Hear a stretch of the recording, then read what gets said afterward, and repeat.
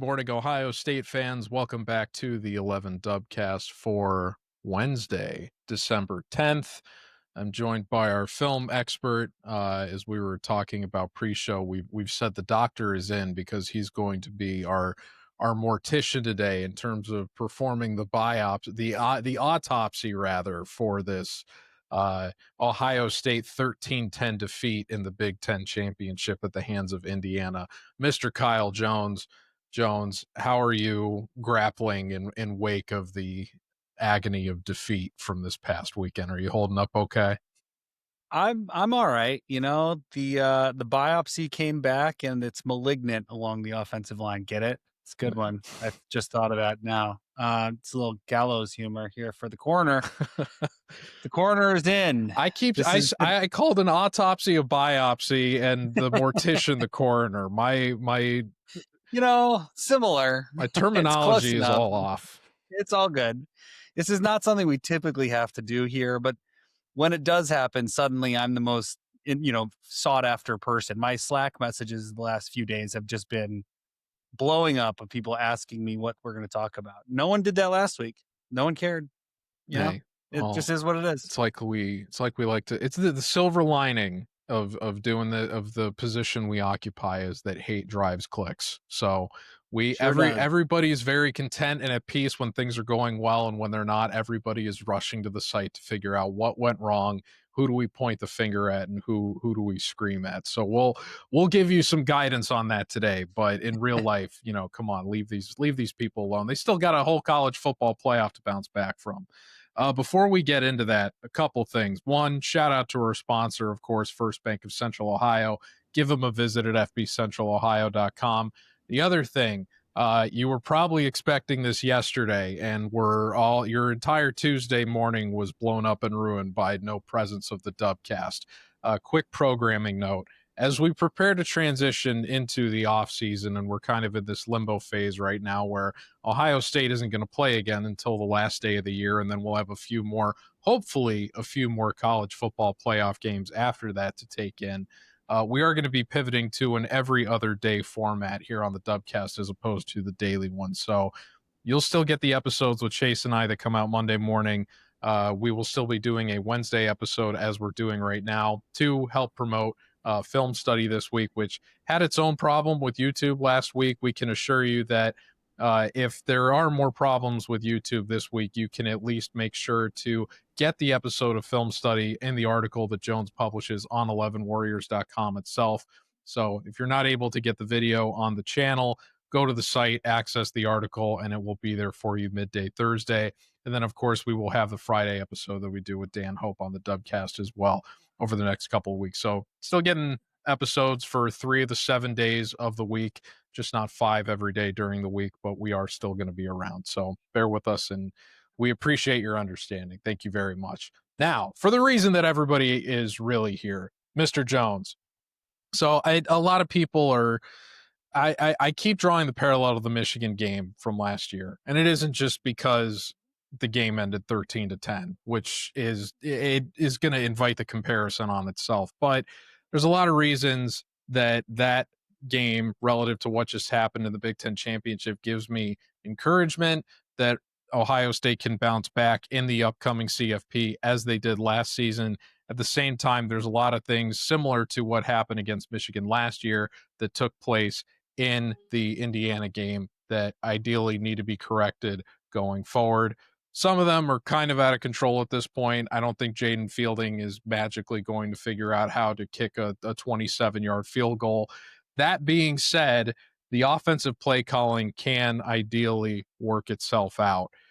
I don't know if it was as bad. I guess that let's start there. Were you everybody is yelling about the red zone execution and the personnel groupings and what have not that took place there, but do you at least think that the play calling in this game was better than what happened in the Michigan game last year, that they also lost 13-10 before going into the CFP?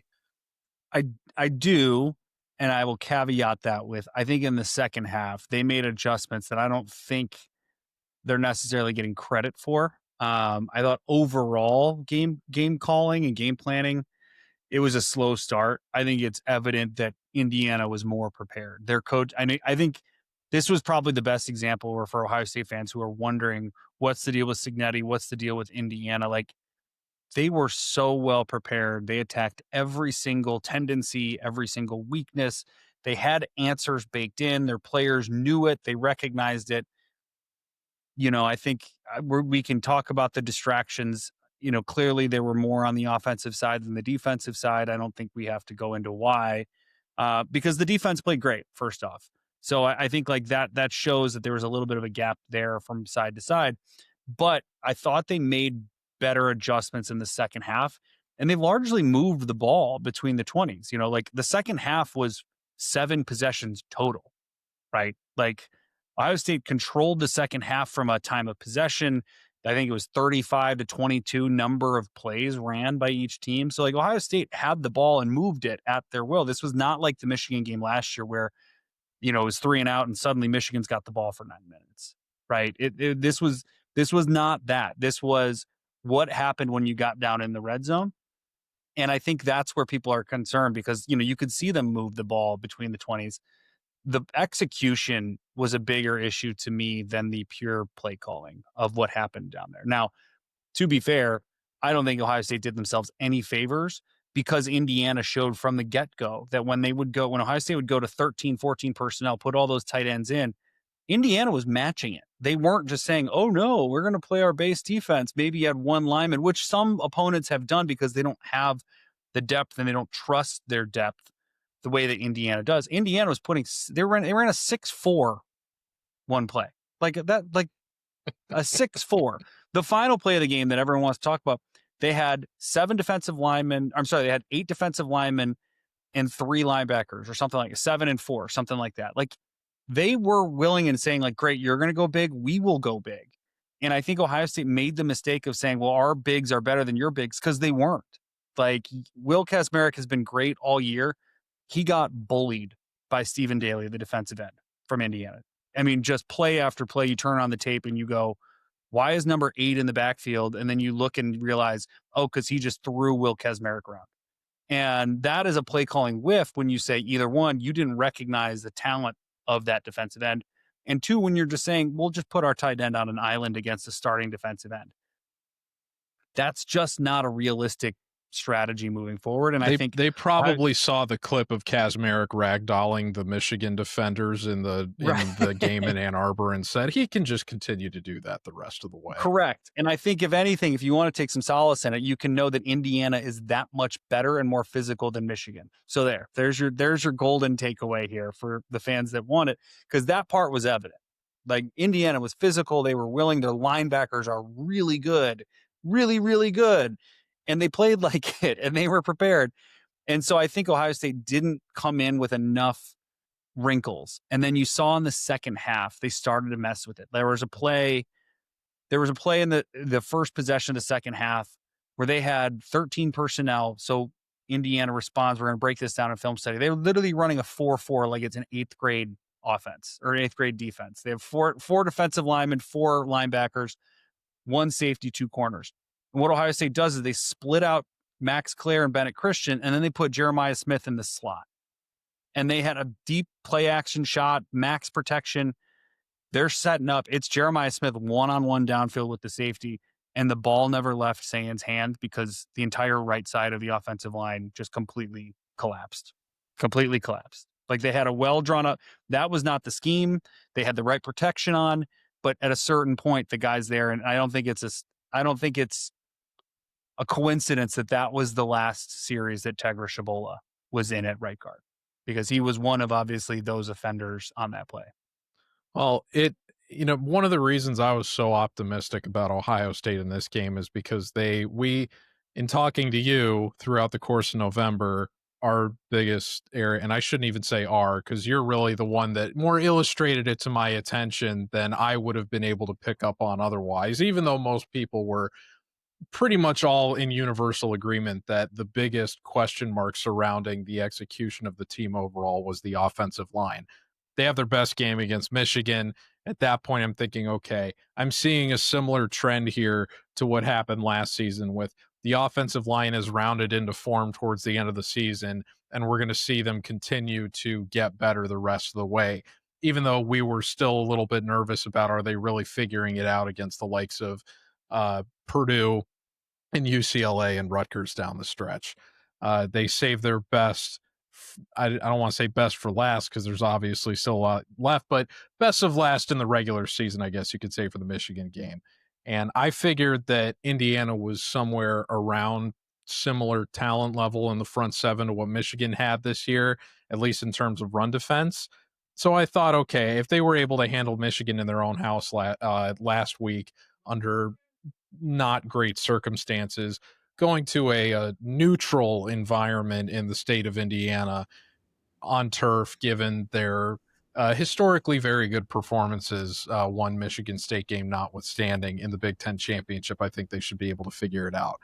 They did not. It was a setback, I think, even in the context of how good Indiana clearly is as now the number one team in college football going into the playoff. It still is not an encouraging performance given a lot of what you just talked about. So I guess my next question for you then is, despite how good Indiana was, how much has this set back, you think, the strides that they had made in recent weeks through November, given where they were at the start, to having their best performance against Michigan, to now kind of looking like the biggest vulnerability that this team has again? And how do you feel about that going into the CFP, where, as I talked about with Chase Brown on Monday, Texas A&M and Miami both have pretty good defensive lines. And so if the offensive line is a question mark going into either of those matchups, it's hard to come away from what just happened not feeling concerned. How do you feel about all of that? Well, first off, I will say something that will be very unpopular with a lot of Ohio State fans, and that was not a neutral site game, as you just kind of noted, and that had an impact. Our own beat said it was like 65-35 Ohio State or Indiana, Ohio State Yeah, fans. but here's the thing. Ohio State had to use a silent count on offense the whole game, and that allowed Indiana to time up the snap count better, and it allowed them to play more downhill. So this is one where if you were a fan that had the opportunity to go and decided not to and sold them, and maybe an Indiana fan, I'm just saying. But I thought you were going to throw shade at Ramsey for a sec for not being loud enough in the stadium. No, I think it's the way it was. Look, it was clear that, Indiana was playing really downhill against the run. Now, that said, the run game was a mess in the first half, and it remained a mess in the red zone because they continued to just be very predictable in the play calling in the red zone. When you run 13, 14 personnel, you just limit what you can do schematically, the advantage that you have as an offense of ultimately always getting to dictate what happens. Your advantage diminishes the more you move into those types of personnel groups. So that said, between the 20s, they ran the ball pretty well in the second half. I think they figured some of that stuff out. They started to figure out how to get there. They started to figure out I think they ran the ball really well, and it really worked a lot from under center and from the pistol. You saw play action from both of those, from under center and pistol, in the second half, really working for Ohio State. These are trends you're seeing in the NFL too, for what it's worth. So I don't think it's a huge shock. It just works better from under center. And Indiana was doing a great job because they had scouted Ohio State so much. They knew the formations. They knew if they line up this way and the back's to that side, let's send pressure because that's where the run's going. And when you line up under center, you line up in the pistol, you remove some of those tendencies and you start to play a little bit more straight up. And when it was straight up, especially from the 12 personnel groupings, when it was Kazmarek and Claire, suddenly Ohio State looked a lot better executing on the offensive line, especially in the run game. In the pass game, though, it was a big step back. I think like all the conversation about, they're great pass protectors. They were not in this game, flat out. They had been. They had been, but they were not. They got beat. And a lot of it was but a lot of that was because of the scheme. Now, Ohio State does not run very complex protection schemes. At least they didn't, they haven't. And in the second half, you started to see them do a little bit more. When they threw the ball for off play action in the second half, it worked. When they had to run straight drop back 3rd and long, like they had to do in the first half, did not work because Indiana could dictate and attack the schemes. And it looked a lot like what Matt Patricia does, honestly. Like when you look at their game plan and you say, what is Indiana doing? It's going to remind you of a lot of the things that we've broken down. Like, what is Matt Patricia doing to attack protections, to attack a quarterback and make them delay and hesitate? And that's exactly what happened. It broke the protection schemes that Ohio State had in place. There were a lot of plays where you'd look and you'd say, wait, why isn't Luke Montgomery blocking anyone on that sack? Because there was no one for him to block. They would overload one side. Or, the same thing. Like, why is Phil Daniels standing there? Well, there was literally no one there to block. They all came from one side and just overwhelmed that protection scheme. So I think as we head into the playoff, the benefit, it's so hard to install new protections midseason. That's just not something you do. Like, that's just not, you don't do that. You install them in training camp and that's it. And you ride with those. It's why you see a lot of times in college, you'll see these, like, it's 3rd and 9 and they're running play action. You're going, why are they running play action? Well, because that's the only 7-man protection scheme they have is a play action protection where the back and the tight end stay in. That's all they've got. That's the only, way they can do it. But I think as you head to the CFP with the extra week and extra timing, you actually could install another protection scheme. You could change the way you protect. Will they? Great question. We'll find out. I would love to see them work a lot more from under center, from pistol, run more stretch, less counter. Use that then to kind of get the defense moving horizontally, which is going to open up your passing game down the field. You want to run pistol, you can still run RPOs and hit those receivers when they're getting cushions. There are answers here. I'm not saying I'm the one who has them all. Obviously, Ryan Day knows more about offense than I know about pretty much anything. So I'm not going to pretend to have all the answers, but I think moving in that direction could help this offense. This could be a very beneficial loss without maybe as much of the sting as the 13-10 loss last year. Yeah, I think that's a healthy perspective to have. But to your point of this being not a great performance through the air, which was atypical of what we had seen from Ohio State pretty much all season, it wasn't just with the pass blocking. Unfortunately for Julian Sayin's Heisman campaign, this was a bad time to have what was probably your worst game of the season. Didn't start out great. Another early interception and in the beginning of the game, largely to the credit of Indiana for disguising the coverage as they did, similar to what you identified with what Michigan did in the previous week. Obviously, middle of the field in this case, as opposed to targeting the sideline. That being said, didn't start out great, but where Sayin eventually settled in against Michigan, that never quite materialized all the way throughout the course of the game as it did in this one. Think you can pretty confidently say Fernando Mendoza thoroughly outplayed Sayin in this one based on a lot of the throws that Indiana had that outside of, one big play to Jeremiah Smith in the first half that frankly, I was shocked that Jeremiah Smith didn't score on that play. I don't know what happened, but it was underthrown. Yeah, it was underthrown. Well, there you go. But even with him catching the ball and deking the defender, I was still surprised that didn't go into the end zone. The other thing that kind of surprised me was because I was watching the game at Buffalo Wild Wings because it was the last UFC pay-per-view ever. So it was my last time to go watch that in public for free. And so I had the two events juxtaposed on the screen. And so the main card started at 10 o'clock. And so they switched the audio over from the Big Ten Championship to the UFC fights. And I'm watching those, and Julian Sayin converts the sneak on 4th and 1.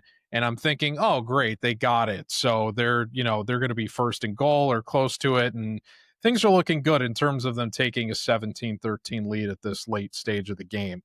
And because the audio isn't on the broadcast for the Big Ten Championship, I'm not really focusing on what's happening as much as I am watching the fights.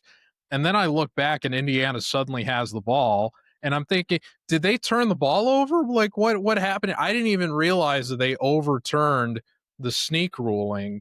And I don't really have a good recollection of what happened with it, even though I saw people in our Slack freaking out. I don't know if it was a bad ruling. My understanding is they didn't really pay a lot of attention to it on the broadcast, that they showed like one replay coming out of the commercial, and that was just like, oh, I guess Indiana has the ball. So I'll give them the benefit of the doubt that there was a similar situation with what happened in the Michigan game where they favorably ruled that Sayin got in the end zone against Michigan, and then they overturned it because they could see he fell short. I don't know whether that was, I mean, I feel like that was probably a good call in that case, even though it was kind of surprising they overturned given the evidence. I wonder how similar those two situations are. At the same time, I'm kind of wondering at this point if it's going to be better served for them to just put Lincoln Keenholz in on sneaks if this is going to keep being a pattern with Sayin. So I don't know if you feel similarly about the sneaks, but expanding it overall to Sayin's game in general, which that was just one of many shortcomings. What do you think he needs to do better on top of falling forward on 4th and 1? Well, needs to wear longer cleats, get his cleats in the ground, because that's why he didn't convert this one. He slipped. So you agree that he was short? Oh, 100%. Okay, I all right. mean, you could watch from over the top, the sky cam view, his foot just slipped out from under him and his knee went down right away. Like he crawled forward and that's why it looked right, but like he was down. Like Okay. I'm not going to fight anybody on that. Um, but I think overall his issues were very much in the sense like he just did not trust what he was seeing for the first time. As you said, I think with the Michigan game, when he threw the pick, he came to the sideline, said, "What did I just see?" And then the next time he came out, he knew what to look for. And that's what Michigan did. Michigan said, "We're going to show you what we're doing, and then we're going to keep doing it because it worked." Indiana said, "We're going to show you this thing, and then we're going to show you a different thing. And then we're going to show you a different thing. And then we're going to show you a different thing. And we're going to make it so you never trust what you're looking at. And we're going to build that hesitation into your computation," which is exactly what happened. I mean, I think the thing that worried me most was not the sneak. It was not, even though we've all argued about it, and I think he should have hit Bo Jackson right away on that 4th down or 3rd and 1 on the flat. I think that throw was there, but whatever. The reality is there were multiple throws on that drive prior, including a big, big shot that again was schemed up perfectly. Another pistol, play action. Brandon Innes clears out, and there is nobody to defend Jeremiah Smith on a dig. I mean, there's one guy within 30 yards, and he's backing away. If Julian Sayin just steps up and hits that throw in rhythm, Smith might score. And the game, like this is a completely, it's a Heisman moment. It's this, it's that, it's the other. But instead, he pauses, and that's long enough for Stephen Daly to get around Will Kesmerick and create pressure. And then Sayin buys time and just launches it into the third row. And no one remembers that play because it, was an incomplete pass, a throwaway. But that to me was the emblematic of what this game was, which was Sayin never got into his routine. He never got comfortable. He never trusted his protection. He never trusted what he was seeing. And he looked like a young quarterback rather than the guy that has been cool and confident and been willing to kind of take the shots as they presented themselves. The windows are obviously much smaller with a team like Indiana, but they were still there, and I think this Smith throw, which we'll show in film study, tomorrow when it posts, but that was, I think, the biggest thing for me. If you look at why overall did Ohio State only score 13 points, why didn't they win this game? It's not Jaden Fielding, although he should have made their kick. Or I'm sorry, he only scored 10 points. It's not Jaden Fielding. It's not the personnel in the red zone. It's the quarterback just not making throws. And in this offense, if the quarterback's not making throws, you're not winning the football game. Like, full stop. Yep. It's the sad truth of what we saw on Saturday. But at the same time, again, it's not like they got totally blown out or anything. The defense, I think, still played more than well enough to win. I hope that there really isn't. I mean, you're obviously going to need to change things up to a certain extent, if you play the same team twice, just so that you don't get stale. But I would be if the defense puts out the exact same performance as they did in this game in a rematch. I like Ohio State's chances, frankly, but we still are going to have to trust that all of the mistakes and lack of execution that you just identified are going to be corrected during this interim period between now and the CFP, and that as we saw the team make strides going into the playoff last year and through the playoff, that they will do the same thing here. They are going to have one less game to round into form in this case. And I think there's an interesting debate to be had about whether this is a more difficult path for them than the one that they would have had to fare against last year. But at the same time, I feel like Day is earned the benefit of the doubt that he can make the adjustments, even though I think last year's group had a little more talent available offensively in pretty much every respect to hit a higher ceiling. I still think that given Day has earned the benefit of the doubt that he can bounce back from a result like this. Ohio State fans that may be freaking out a little bit more than we are, even though we've all heavily scrutinized a 3rd-and-1 failed conversion more than I ever could have expected in a 13-10 loss this week. I feel like the fans that are freaking out that this is already the end, the people that have resumed calling for Ryan Day's dismissal from Columbus, have a little bit of patience. It's Enjoy been a your tough holiday year for the season. lunatic fringe. You got to let them live. You got to let them breathe for a little bit. Kyle Jones cannot speak for you all the time, lunatic I fringe. will not all the time. All right. Well, hopefully this is your last act as the coroner, and you will become more of a curator when we get a performance that should be enshrined in a museum at some point as the season progresses. I look forward to the more positive film study discussion and promotion that we will hopefully get in the new year once Ohio State concludes its first win of the college football playoff, which will take place on New Year's Eve against either Texas A&M or Miami. We'll see which one of those two advance and which will take on Ohio State. But until then, Jones, thank you very much for joining us today on the Dubcast. As always, highly appreciated. Again, you can catch Film Study. If it's not on YouTube on Thursday, you'll at least be able to get it in the article that Jones pens himself on 11warriors.com. So make sure to check that out then. Until then, thank you for tuning into the Dubcast. Thank you to our sponsor, First Bank of Central Ohio. And we'll be back Friday morning with Deputy Editor Dan Hope for the latest update in the first interim week, if you want to call it that, for Ohio State heading into the college football playoff. So we'll talk to you then. Take care, folks.